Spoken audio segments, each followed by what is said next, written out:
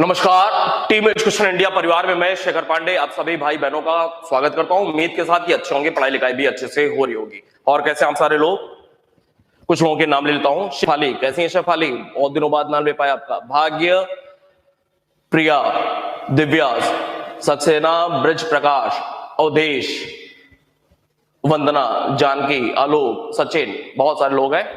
स्वागत है सारे लोगों का। चलें, कुछ परेशानी तो नहीं है किसी प्रकार की? बताएं जरा मुझे, किस प्रकार की कोई परेशानी तो नहीं आ रही है किसी भी विषय में? ठीक ठाक चल रहा है सब? शिखा राय, आपने शायद एक बार और लिखा था बच्चे। बिल्कुल ऐसी बात नहीं है, आप मेरी बिल्कुल अच्छी सी बहन है, ऐसी कोई बात नहीं है। सब ठीक है?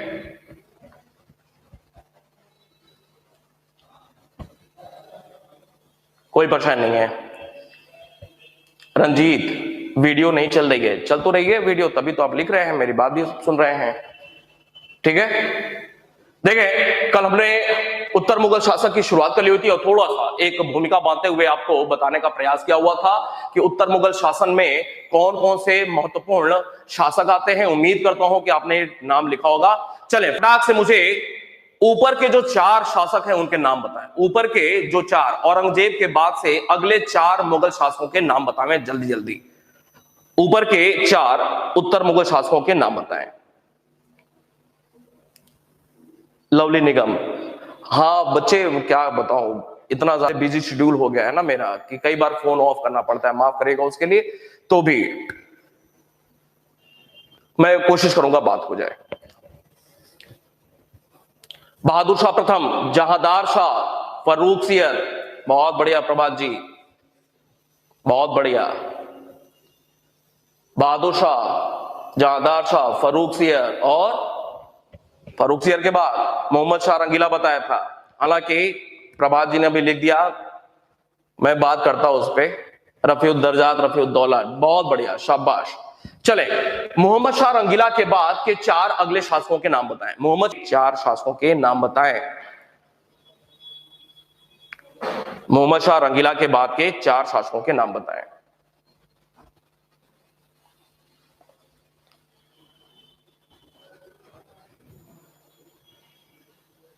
अहमद शाह, ठीक है, अहमद शाह। उसके बाद अहमद शाह, फिर आलमगीर सेकेंड, फिर शाह आलम द्वितीय, अकबर द्वितीय, बहुत बढ़िया, और लास्ट में बहादुर शाह द्वितीय जफर। ठीक है, बहुत बढ़िया। शुरुआत करेंगे, बिल्कुल ध्यान देंगे। उत्तर मुगल शासक की बात कर रहे हैं हम लोग और अच्छे से बिल्कुल नोट करते चले जाएंगे। उत्तर मुगल शासक, सारी की सारी बातों को नोट करते चले जाएंगे। अच्छा, एक बात मुझे बताएं कि बहादुर शाह प्रथम का एक और क्या नाम था? बहादुर शाह प्रथम का एक और नाम क्या था? बहादुर शाह प्रथम का एक और नाम।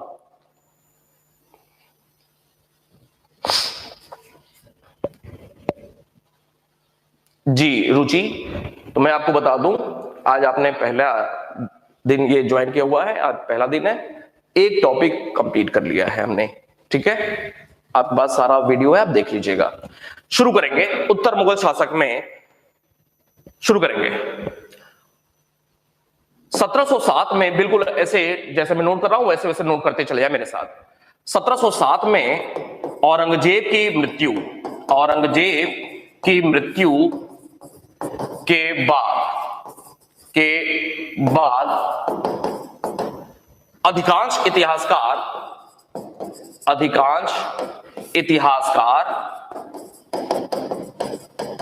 भारत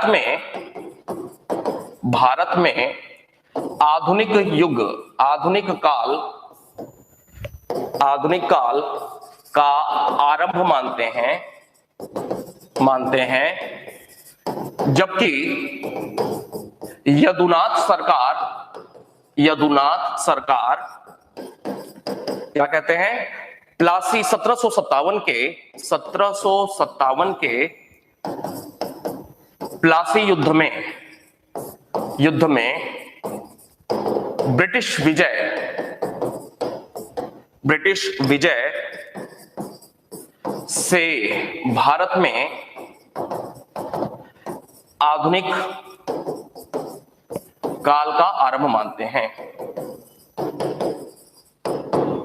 आरंभ स्वीकार करते हैं। बिल्कुल लिखते चले जाए मेरे साथ। यदुनाथ सरकार आधुनिक काल की शुरुआत कहां से मान रहे हैं? तो आधुनिक काल की शुरुआत 1757 प्लासी युद्ध के बाद से स्वीकार कर रहे हैं। 1707 में औरंगजेब की मृत्यु के बाद अधिकांश इतिहासकार जहां भारत में आधुनिक काल का आरंभ मानते हैं, वहीं यदुनाथ सरकार 1757 के प्लासी युद्ध में ब्रिटिश विजय से भारत में आधुनिक काल का आरंभ स्वीकार करते हैं। आगे बढ़ेंगे। 1707 में औरंगजेब की मृत्यु होती है और औरंगजेब की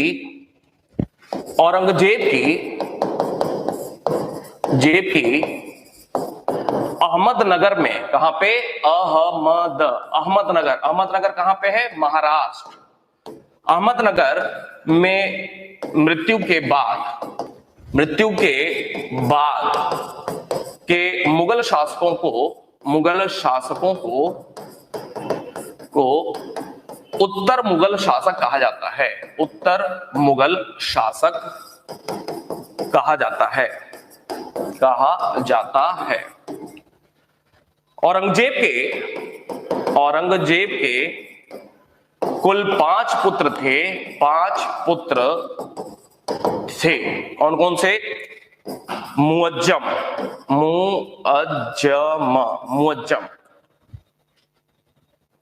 इसे शाह आलम की उपाधि से थी। कौमा मोहम्मद आजम को कौन सी? शाह अली जाह उपाधि थी इसकी। शाह अली जाह उपाधि औरंगजेब ने दिया हुआ था, शाह अली जाह उपाधि। आगे बढ़ेंगे। फिर मोहम्मद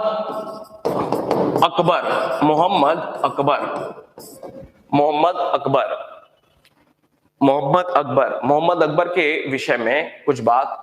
मोहम्मद अकबर के साथ ब्रैकेट में कि यह औरंगजेब से विद्रोह किया था एंड इसकी मृत्यु औरंगजेब के पूर्व ही 1706 में हुई थी। कॉमा 1 2 3 पुत्र हो गए। इसके बाद मोहम्मद सुल्तान इसकी मृत्यु भी औरंगजेब के पूर्व ही 1676 में हुई थी। एंड तथा काम बख्श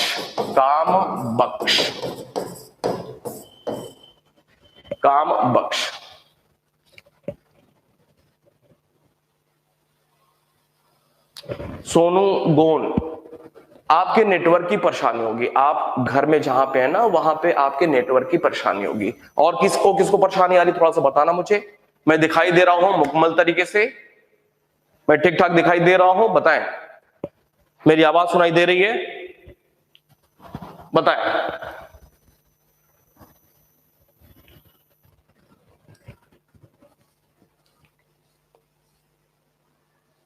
हाँ, प्रभात वही है। हाँ, तमिलनाडु ही। ठीक है। फिर तो सोनू भाई मेरे, वो नेटवर्क की ही परेशानी है। जिसको भी परेशानी होगी बिल्कुल नेटवर्क की, यहां बहुत ही शानदार नेटवर्क चल रहा है। ठीक है, चले आगे बढ़ेंगे। तथा काम बख्श, आगे बढ़ते हैं। इस प्रकार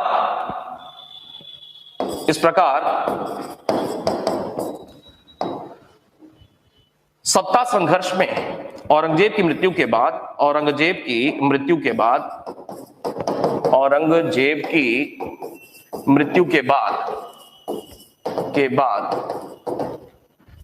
सत्ता संघर्ष में उसके तीन पुत्रों में उत्तराधिकार का युद्ध हुआ।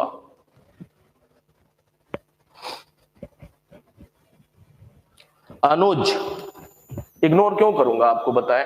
अभी मैंने देखा, आपसे बात किया ना, अब आप ये बताएं मुझे कितनी बार सारे लोगों को कहा है कि मैं ये देखूं या ये काम करूं। कितनी बार कहा है किसी को परेशानी हो तो मेरे वाले क्लास के कमेंट सेक्शन में बड़ी बड़ी शब्दावलियों में लिख दीजिए, मैं देख लूंगा, समझ लूंगा। किसी भी विषय से संबंधित परेशानी हो, मेरे विषय से संबंधित परेशानी हो, अब मैं यहां पे अनुज आपको देखूंगा तो फिर ये कौन काम करेगा। समझ पा रहे हैं? अब मैं लगातार यही काम करूंगा तो एक कैसे हो पाएगा? क्यों नहीं समझते हैं आप सारे लोग?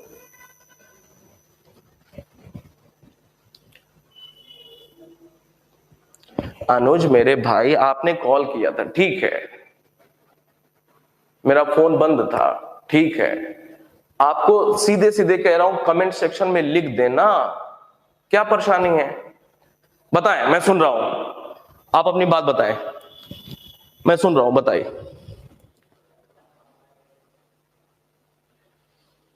शेफाली, मेरा नाम शेखर है तो और 100 साल बाद कोई शेखर पैदा नहीं होगा क्या? आप शेफाली हैं तो 500 साल पहले भी हो सकता है कोई शेफाली हो, 200 साल पहले भी, आने वाले दिनों में भी हो सकता है। ठीक है, कोई पेटेंट तो करा नहीं है हमने अपना नाम। चले आगे बढ़ेंगे। सत्ता संघर्ष में उसके 3 पुत्रों में, ठीक है, उत्तराधिकार का युद्ध हुआ। आगे बढ़ते हैं। मुअज्जम ने जाजौ कहां पे है? आगरा के पास, याद करेंगे, आगरा के पास। जाजौ के युद्ध में बहुत ही महत्वपूर्ण तथ्य है, याद रखेंगे कि युद्ध में 1707 में आजम को हराकर अगला मुगल शासक हुआ। अगला मुगल शासक बहादुर शाह प्रथम के नाम से हुआ। बहादुर शाह प्रथम के नाम से हुआ।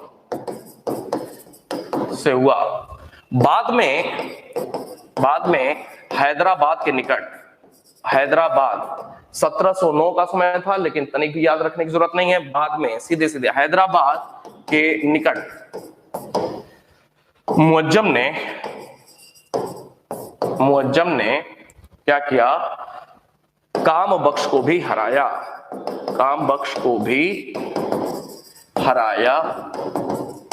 था।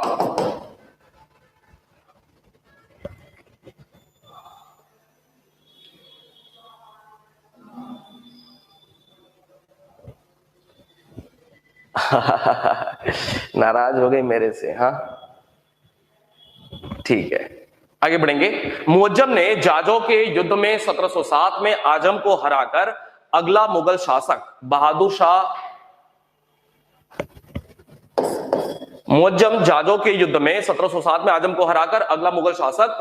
प्रथम के नाम से हुआ। बाद में हैदराबाद के निकट मुअज्जम ने काम बख्श को भी हराया था।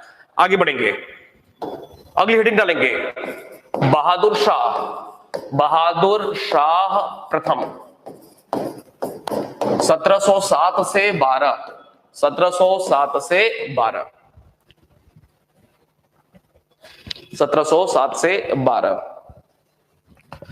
चले बारी बारी से एक एक तथ्य नोट करेंगे। यह 63 वर्ष की आयु में शासक बना था। यह 63 वर्ष की आयु में शासक बना था इस कारण प्रशासनिक कार्यों में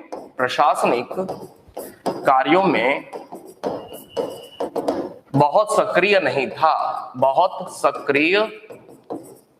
नहीं था।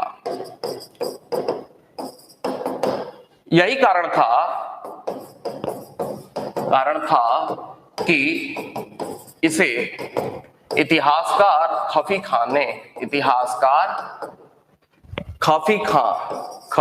खां, अब ये महत्वपूर्ण हो गया आपके लिए।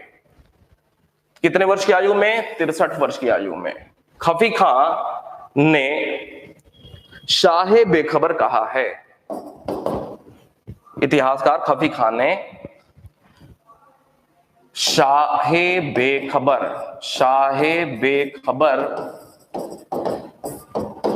कहा है।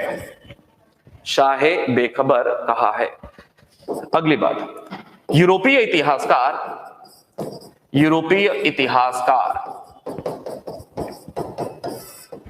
शाहे बेखबर के साथ साथ मस्त राजा भी कहा गया था, लेकिन ये महत्वपूर्ण नहीं है, हटाते हैं। शाहे बेखबर। यूरोपीय इतिहासकार कौन? सिडनी ओवन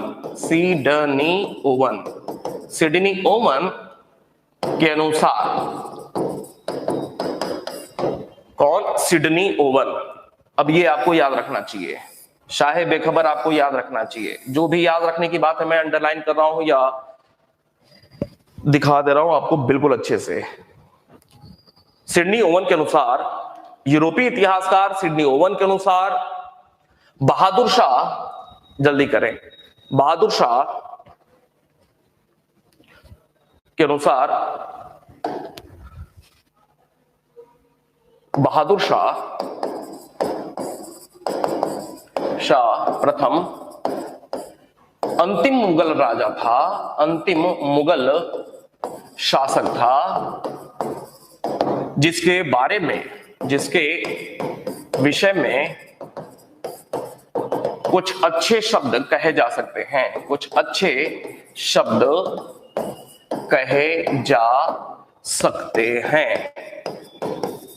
कहे जा सकते हैं। अगली बात,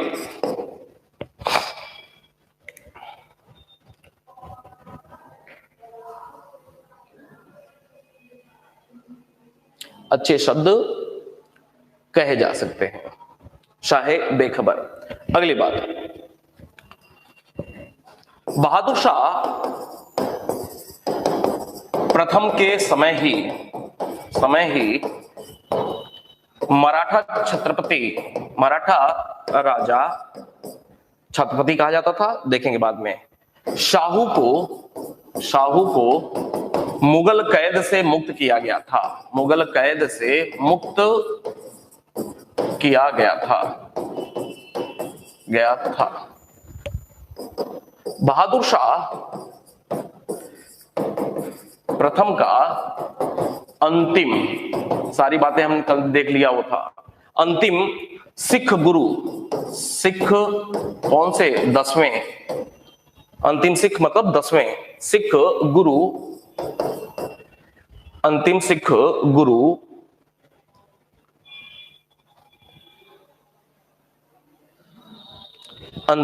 गुरु गोविंद सिंह, अंतिम सिख गुरु गोविंद सिंह के साथ अच्छे संबंध थे।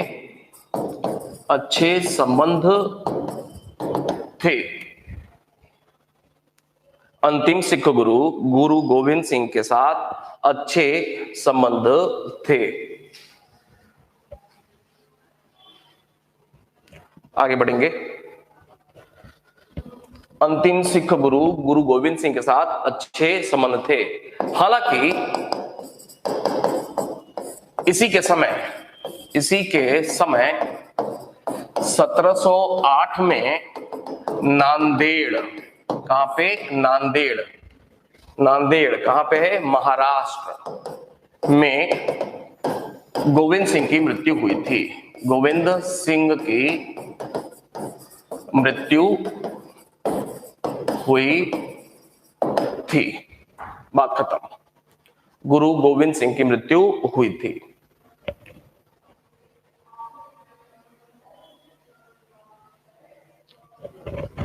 निधि जी, नेटवर्क की परेशानी है, अगर सुन भी रही है ना तो बिल्कुल इत्मीनान से लिखते रहें, ठीक है? बाद में नेटवर्क ठीक हो जाएगा।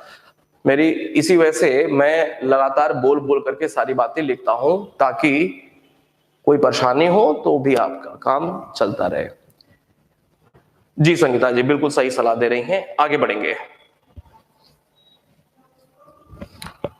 आगे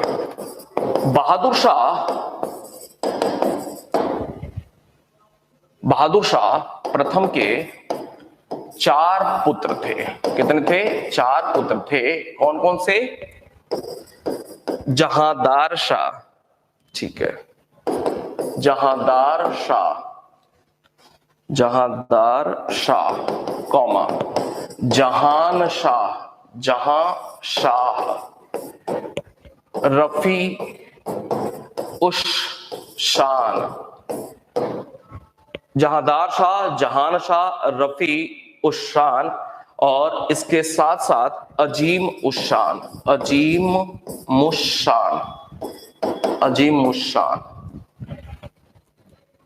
जहांदार शाह ने अन्य 3 भाइयों की हत्या कर, जहांदार शाह अन्य 3 भाइयों की हत्या कर अगला शासक बना। जहांदार शाह अगला शासक बना। बहादुर शाह प्रथम के 4 पुत्र थे, जहांदार शाह, जहान शाह, रफी उश शान और अजीम उश शान। और जहांदार शाह अन्य 3 भाइयों की हत्या कर अगला मुगल शासक बना। अगली हेडिंग होगी जहांदार शाह।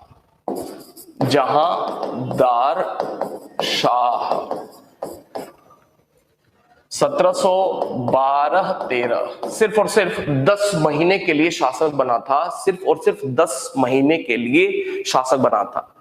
इसको लेकर के कुछ बातें, जैसे पहली महत्वपूर्ण बात कि जहांदार शाह डायरेक्टली अपने आप से शासक नहीं बना था, बल्कि किसी व्यक्ति की मदद से शासक बना हुआ था।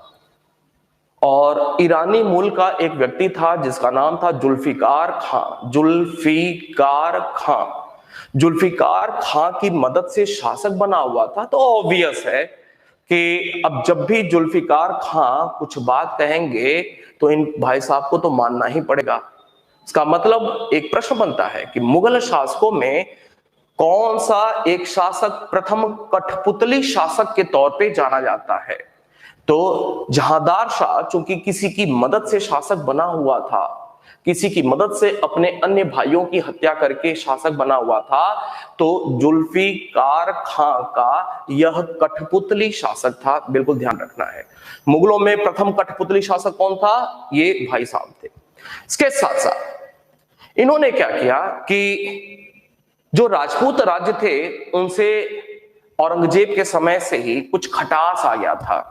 जैसे आमेर का नाम सुना होगा, आमेर के अलावा मारवाड़ का नाम सुना होगा, मेवाड़ का नाम सुना होगा। बहुत सारे ऐसे राजपूत, राजस्थान क्षेत्र से बिलोंग करने वाले राजपूत राज्य थे जिनसे औरंगजेब के समय से ही संबंधों में खटास आ गई थी। तो उस खटास को कुछ दूर करने का प्रयास कुछ समय के शासनकाल में इन्होंने किया। इसी कड़ी में एक बहुत ही महत्वपूर्ण प्रश्न बनता है, निम्नलिखित में से किसे मिर्जा सवाई की उपाधि थी? तो आमेर के राजा जय सिंह का नाम आप लोगों ने सुना होगा। आमेर के राजा जय सिंह को मिर्जा सवाई की उपाधि जहांदार शाह ने ही दी हुई थी। इसके साथ साथ मारवाड़ राजघराने के जो राजा थे अजीत सिंह, उनको महाराजा की उपाधि इन भाई साहब ने ही दी हुई थी। इसके साथ साथ शासन कार्यों में बड़ा ही लापरवाह किस्म के थे। शासन कार्यों में जहांदार शाह भी लापरवाह किस्म के थे और इनके शासन काल में महिलाओं की ज्यादा भूमिका देखने को मिलती है। इवन एक महिला थी जिनका इनके ऊपर बहुत ज्यादा प्रभाव था, उनकी बातों में आ जाते होंगे। लाल कुंवर बीबी नाम सुना होगा कुछ लोगों ने। लाल कुंवर बीबी का इनके शासनकाल में शासन क्षेत्र में कुछ ज्यादा ही दखल था, प्रभाव था।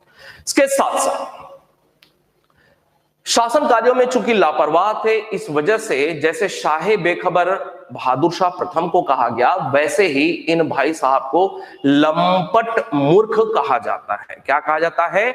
लंपट मूर्ख कहा जाता है। और इसके साथ साथ एक और महत्वपूर्ण बात इनके समय काल से जुड़ी हुई है कि जो भू राजस्व मुगल शासन में, मुगल प्रशासनिक व्यवस्था में जो आमदनी का सबसे बड़ा स्रोत था वो था भू राजस्व। और भू राजस्व की वसूली का कार्य मुगल अधिकारी ही अपने अंतर्गत जो कर्मचारी होते थे उनके माध्यम से करते थे। ध्यान देंगे, मुगल प्रशासनिक व्यवस्था में मुगल साम्राज्य या राज्य की आमदनी का सबसे महत्वपूर्ण स्रोत था भू राजस्व और मुगल अधिकारी ही भू राजस्व की वसूली करते थे। लेकिन शासन कार्य इनके समय इतना लचीला हो गया था कि इन्होंने भू राजस्व की वो जो वसूली की प्रक्रिया मुगल अधिकारियों के द्वारा ही होता था, उसे छोड़ करके एक नई व्यवस्था की शुरुआत की। नीलामी की, बोली लगवाई, ठेका पर देने की व्यवस्था शुरू की। अर्थात 10 लोग सामने बैठे हुए हैं, किसी क्षेत्र से भू राजस्व को वसूल करने के लिए बोली लगवाई जा रही है। किसी ने कहा 1 रुपए हम वसूल करके देंगे, किसी ने कहा 1 रुपए 10 रुपए 10 पैसा वसूल करके देंगे, किसी ने कहा 2 रुपए। अब जिसने सबसे बड़ी बोली लगा दी तो उस क्षेत्र का भू राजस्व वसूल करने की जिम्मेदारी उनके हाथ में आ गई। तो अब ये भाई साहब क्या करेंगे? जिनके हाथ में नीलामी की प्रक्रिया जीत गए और अब भू राजस्व वसूल करने की प्रक्रिया इनके हाथ में आ गई, तो मान लो 2 रुपए तो मुगल खजाने में पहुंचाना ही पहुंचाना है। लेकिन अब ठेकेदार हैं ये भाई साहब, तो जिस क्षेत्र की भू राजस्व वसूलने की जिम्मेदारी इनके हाथ में आ गई है, तो अपना पेट भी भरने के लिए, अपना खजाना भी भरने के लिए किसानों का उत्पीड़न तो जरूर करेंगे, मनमाने तरीके से भू राजस्व वसूल करेंगे। तो कहीं ना कहीं किसानों का उत्पीड़न या दमन भी के समय देखने को मिलता है।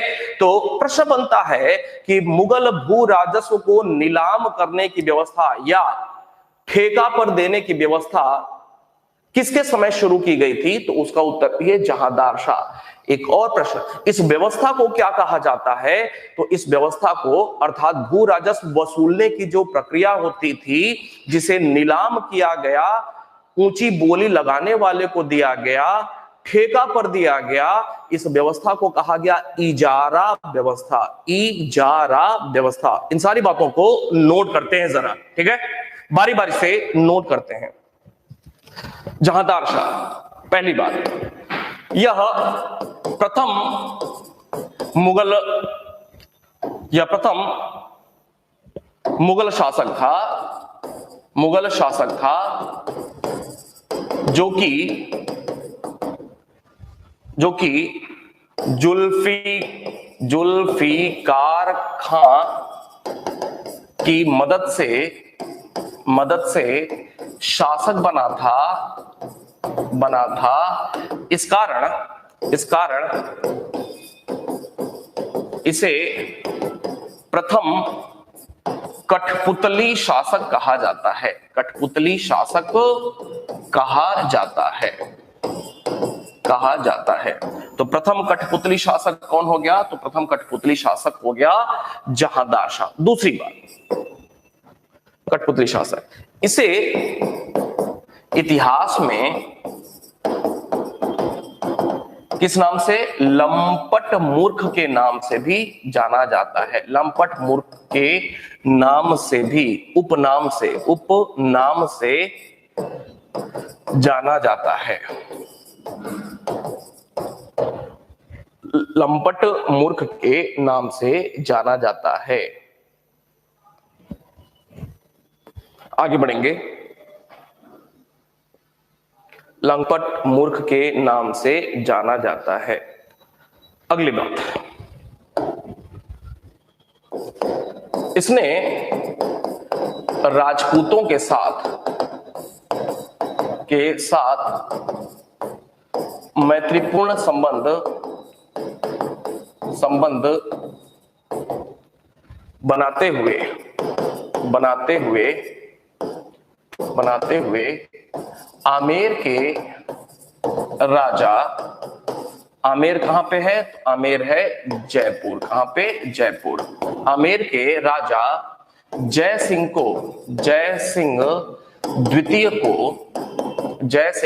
को क्या किया? जय सिंह द्वितीय को मिर्जा सवाई की उपाधि दी थी। मिर्जा सवाई, तो मिर्जा सवाई किसे कहा जाता है? तो मिर्जा सवाई जय सिंह द्वितीय को कहा जाता है। कहां से संबंधित थे? आमेर के राजा।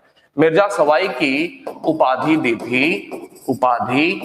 दी थी, जबकि मारवाड़ के राजा, मारवाड़ का क्षेत्र कहां पे है? तो समझ लें जोधपुर के आसपास का क्षेत्र। मारवाड़ के राजा किसे? अजीत सिंह को महाराजा की उपाधि दी थी। महाराजा की उपाधि दी थी। महाराजा की उपाधि दी थी। मिर्जा सवाई, ये बिल्कुल भूल जाएंगे, कोई दिक्कत नहीं, लेकिन ये आपको याद रखना ही रखना है, तनिक भी इसे नहीं भूलना है। आगे बढ़ेंगे। अगली बात,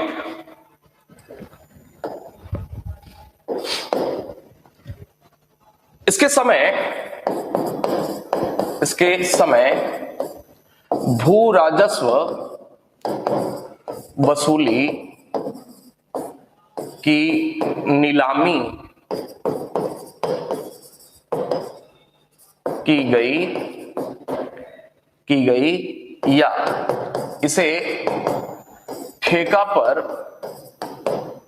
दिया गया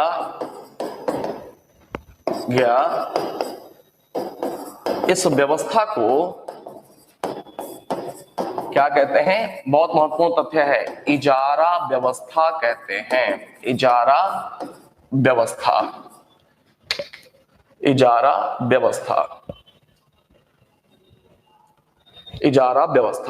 कहते हैं।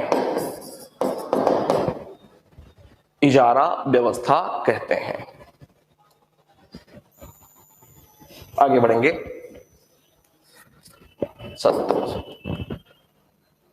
फर्रुख सियर ने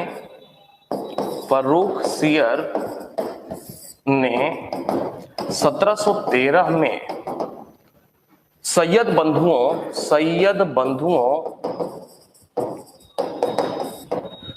के सहयोग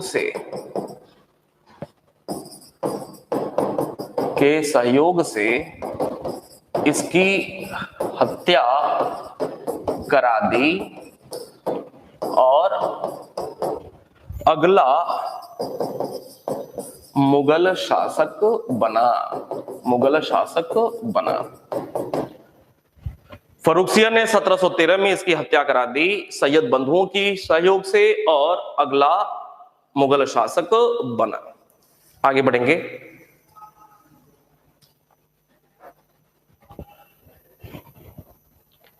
जी शेफाली, अगली हेडिंग होगी हमारी फर्रुख सियर।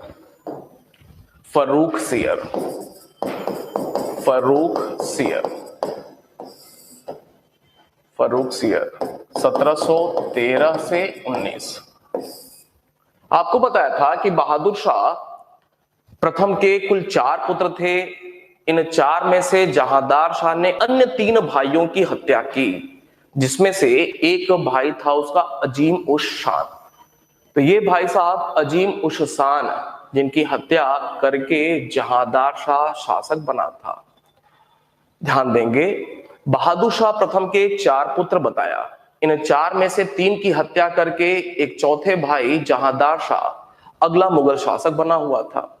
तो जो 3 की हत्या किया था उनमें से एक था अजीम उश शान। अजीम उशान का ही ये भाई साहब पुत्र थे। फर्रुखसियर के समय सैयद बंधुओं के मदद से, चूंकि ये शासक बने हुए थे, किसकी मदद से? सैयद बंधुओं की मदद से। तो सैयद बंधुओं का प्रभाव बहुत ज्यादा था इनके समय काल में। सैयद बंधु को नृप निर्माता या किंग मेकर कहा जाता है। किंग मेकर किसे कहा जाता है? सैयद बंधुओं को किंग मेकर कहा जाता है। दो भाई थे, अब्दुल्ला खां और हुसैन खां। अब्दुल्ला खां और हुसैन अली खां, ये दो भाई थे।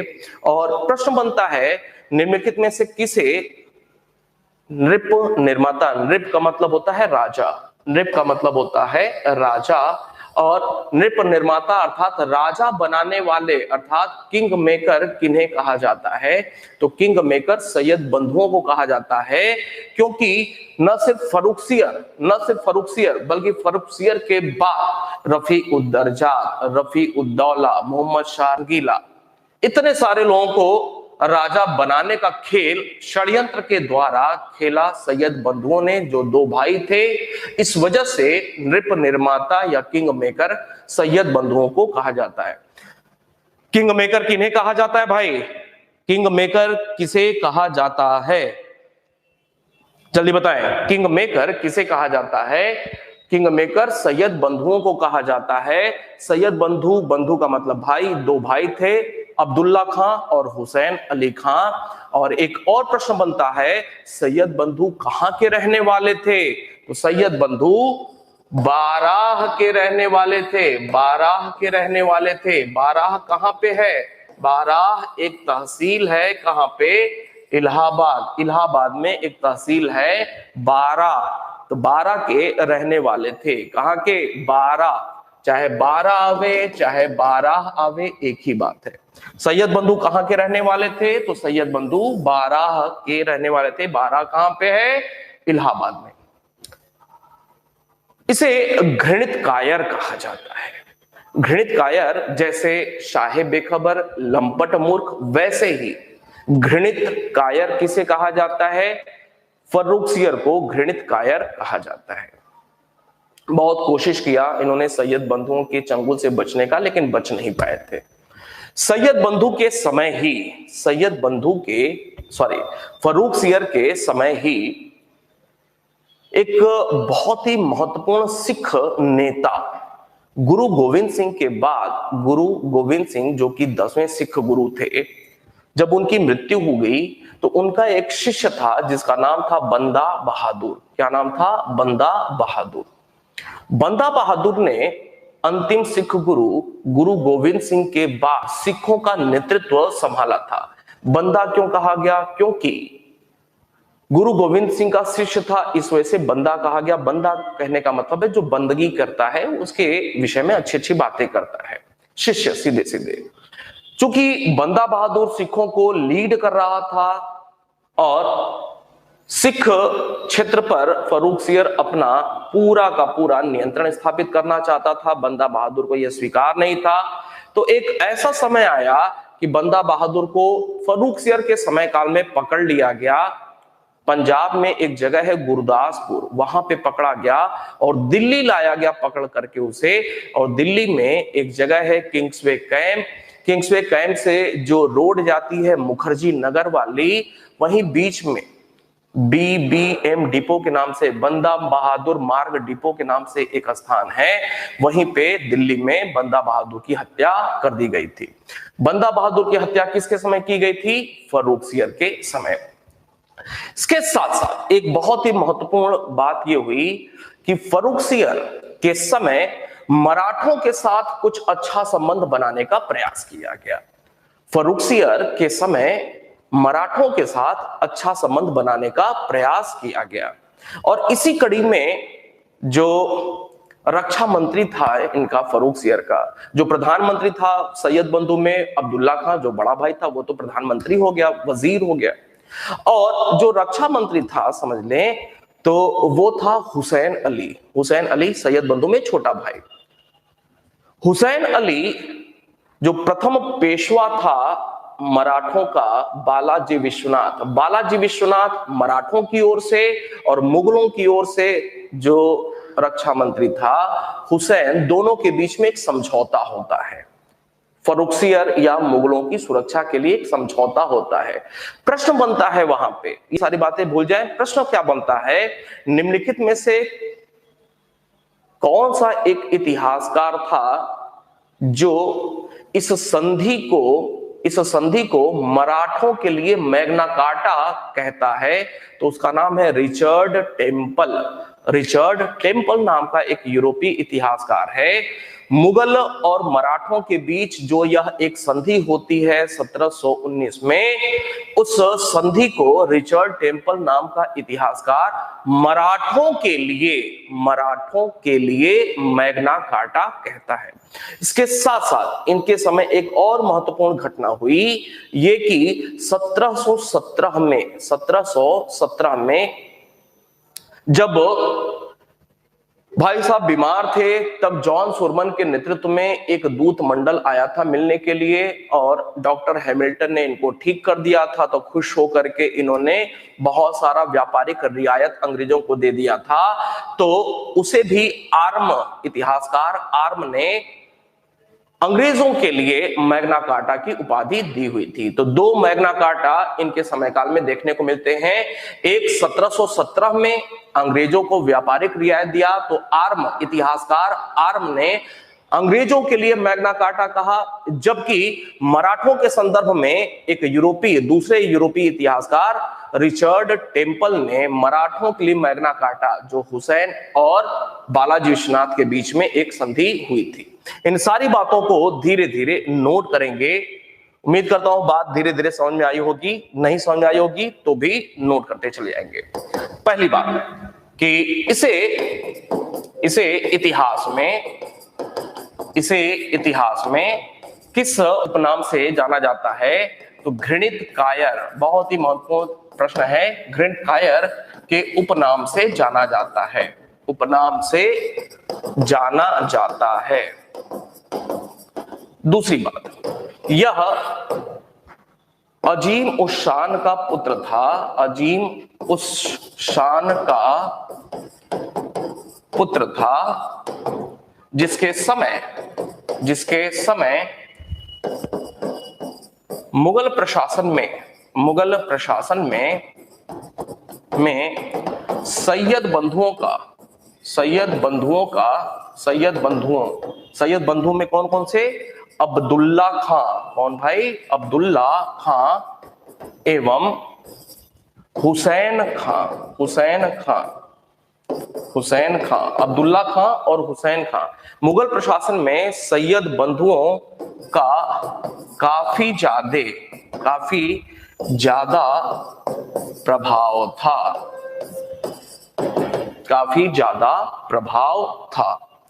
आगे बढ़ते हैं।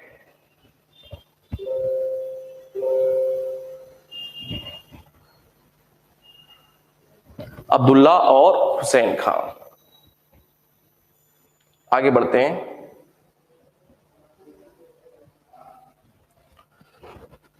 सैयद बंधुओं को प्रभाव था। सैयद बंधुओं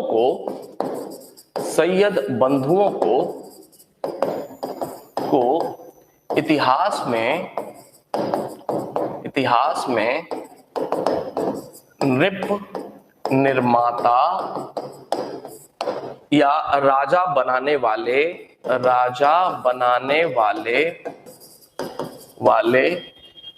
या किंग मेकर के रूप में जाना जाता है। ये सैयद बंधु बाराह के रहने वाले थे। बाराह कहां पे? इलाहाबाद। बाराह के रहने वाले थे, बाराह के रहने वाले थे, किंग मेकर। आगे बढ़ेंगे।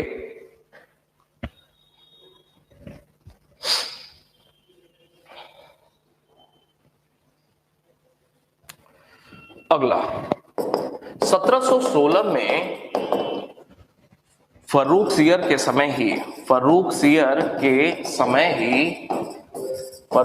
समय ही सिख नेता बंदा बहादुर की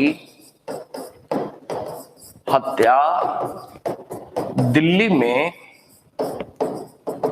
की गई। बंदा बहादुर की हत्या दिल्ली में की गई। आगे बढ़ेंगे। दिल्ली में की गई,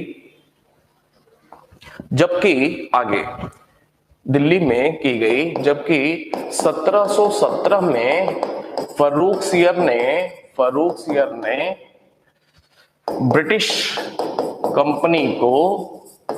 कंपनी को काफी ज्यादा व्यापारिक रियायत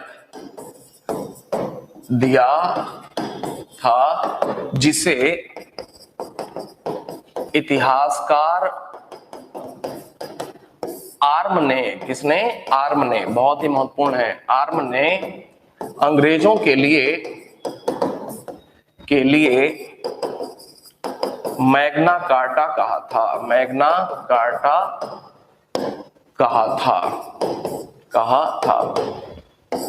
महाधिकार पत्र, ब्रैकेट में लिखना महाधिकार पत्र,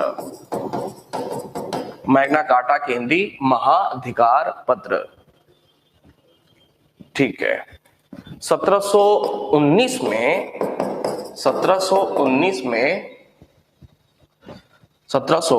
में मुगलों की ओर से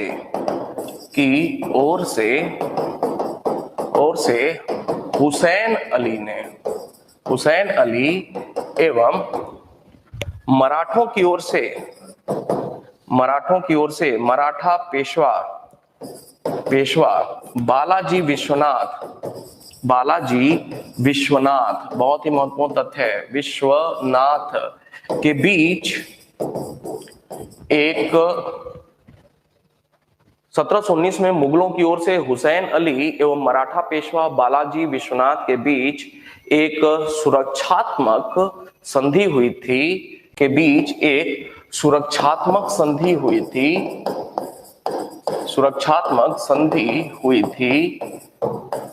थी, जिसे इतिहासकार, नाम याद करेंगे इतिहासकार रिचर्ड टेम्पल ने किसके लिए? मराठों के लिए मैग्ना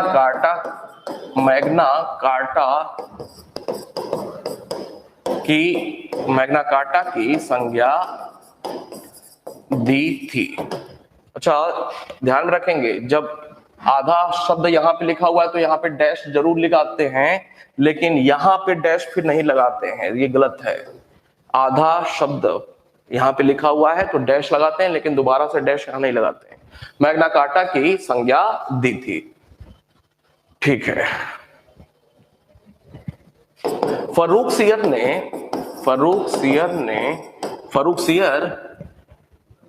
के समय ही, एक और तथ्य है, फर्रुखसियर के समय ही दक्कन का मतलब दक्षिण भारत कह लें, दक्कन के 6 मुगल प्रांतों की सूबेदार का मतलब क्या होता है? प्रांत का सबसे बड़ा अधिकारी। मुगल प्रशासन जब पढ़ेंगे तब देखा जाएगा। मुगल पूरा का पूरा साम्राज्य प्रांतों में बटा हुआ, और किसी एक प्रांत का जो सबसे बड़ा सुरक्षा अधिकारी होता था उसे सूबेदार कहा जाता था। ठीक है। दक्कन के 6 मुगल प्रांतों की सूबेदारी किसे मिली हुई थी? निजाम उल मुल्क को। किसको? निजाम उल मुल्क। नाम याद रखेंगे, बहुत ही महत्वपूर्ण है। किसके समय सूबेदारी मिली थी? फर्रुखसियर के समय, अंडरलाइन करेंगे बिल्कुल, फर्रुखसियर के समय निजाम उल मुल्क को दक्कन के 6 मुगल प्रांतों की सूबेदारी प्राप्त हुई थी। बहुत ही महत्वपूर्ण तथ्य है ये। आगे बढ़ेंगे। फर्रुखसियर के समय ही दक्कन के 6 मुगल प्रांतों की सूबेदारी किसे मिली हुई थी? तो निजाम उल मुल्क को मिली थी। आगे बढ़ेंगे।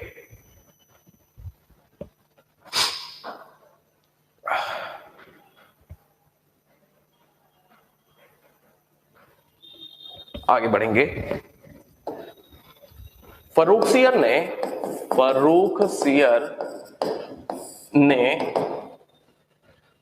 ने बाद में सैयद बंधु के प्रभाव को कम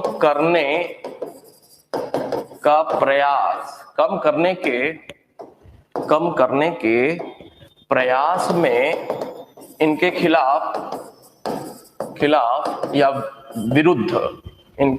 विरुद्ध या खिलाफ षड्यंत्र रचना आरंभ किया। फलस्वरूप सैयद बंधु ने इसकी हत्या करा दी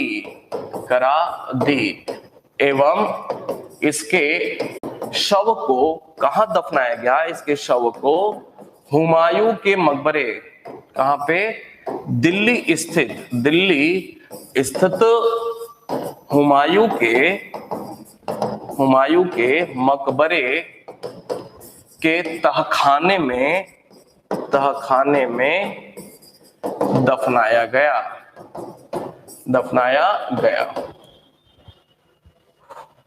आगे बढ़ेंगे।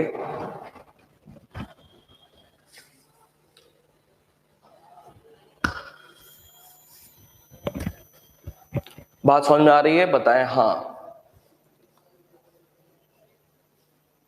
बात समझ में आ रही है जी? अभी चीन की लीच खां भी बताएंगे। हाँ राजन, ठीक आप कह रहे हैं, जजिया कर को पुनः शुरू कर दिया था, लेकिन अभी महत्वपूर्ण मुद्दा वो नहीं है। मैं वही बताऊंगा जो वास्तव में काम की बात हो। जजिया को लेकर के जो प्रश्न पूछा जाएगा, ये नहीं कभी भी पूछा जाएगा कि उन्होंने दोबारा से शुरू किया, क्योंकि औरंगजेब ने दोबारा से शुरू किया था, वो पूछा जाएगा। ठीक है। फिर बहादुर शाह प्रथम ने उसको रुकवा दिया था, फिर इन्होंने शुरू कराया, फिर अंतिम रूप से मोहम्मद शाह रंगीला ने। तो जहां जजिया को लेकर के एप्रोप्रिएट परीक्षा वाला प्रश्न पूछा जाएगा, वही काम करेंगे, नहीं तो बहुत सारे लोग उलझ जाएंगे। आगे बढ़ेंगे। मुगल इतिहास में, इसी में एक लाइन और जुड़ेंगे। मुगल इतिहास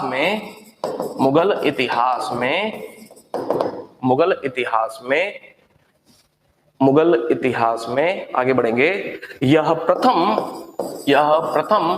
मौका था जब किसी अधिकारी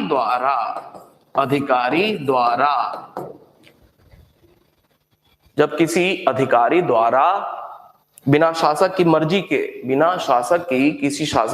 के जब किसी अधिकारी द्वारा किसी मुगल शासक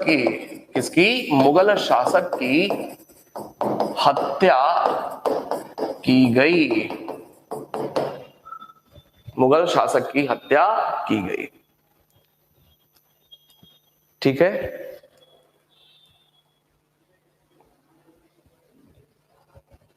तो आज इतना याद करें आज। ठीक है। कल फिर यहीं से आगे बढ़ जाएंगे। इसके बाद रफी उद्दरजात को शासक बनाया कुछ समय के लिए, फिर रफी उद्दौला को शासक बनाया कुछ समय के लिए, 3 महीने 4 महीने की बात, सैयद बंधुओं ने। उसके बाद मोहम्मद शाह रंगीला आता है। ठीक है। तो कुछ टाइम लगेगा मोहम्मद शाह रंगीला पे, फिर उसके बाद अहमद शाह आलमगीर। छोटे छोटे टॉपिक हैं, कल देखेंगे, कोशिश करेंगे कंप्लीट हो जाए, अच्छा है।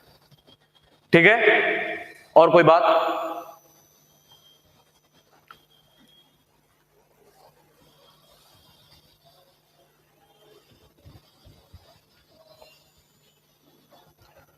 सब ठीक है, बताएं। याद वाद हो रहा है ना? क्यों भाई?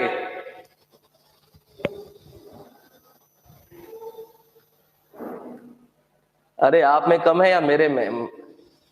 आप तो एक जगह बैठे हुए हैं और मुझे कितना सारा संस्था को लेकर के बहुत सारा काम करना होता था। ठीक है, आपको विश्वास नहीं होगा, आपकी जो शेखर सर है ना, रात के 2:30 बजे तक आजकल काम करते हैं और सुबह 7 साढ़े 7 बजे उठ भी जाते हैं, ठंडी का समय इसके बावजूद। कुछ आप भी ऐसा मेरी ऊर्जा न देखें, मैं तो 15 मार्च तक कंप्लीट करा दूंगा सारा का सारा। आप अपनी ऊर्जा को बचा करके रखें ताकि 22 मार्च को यथावत समुचित तरीके से उसका उपयोग किया जा सके। बिल्कुल ठीक है, क्यों?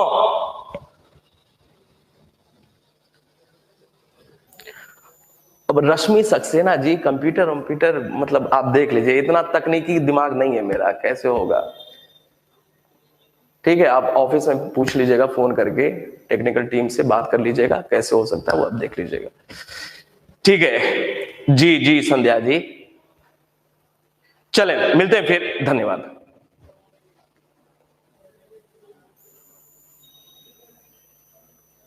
अरे क्या हो गया बच्चे? अंकिता,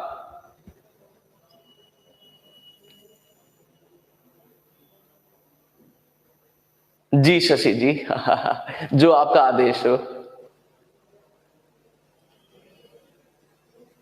हाँ, आपका तो रविता शहरावत, रविता जी, अब आपकी तो क्लास आपको मिल गई इतिहास वाले। अब आप कह रहे हैं कि अब आप जाकर के रेस्ट करें, और हमारे जो अलग से काम है वो फिर कौन करेगा? चलें, इत्मीनान से आराम करें आप भी लोग। अब अल्लाह हाफिज शेफाली जी, मिलते हैं, धन्यवाद।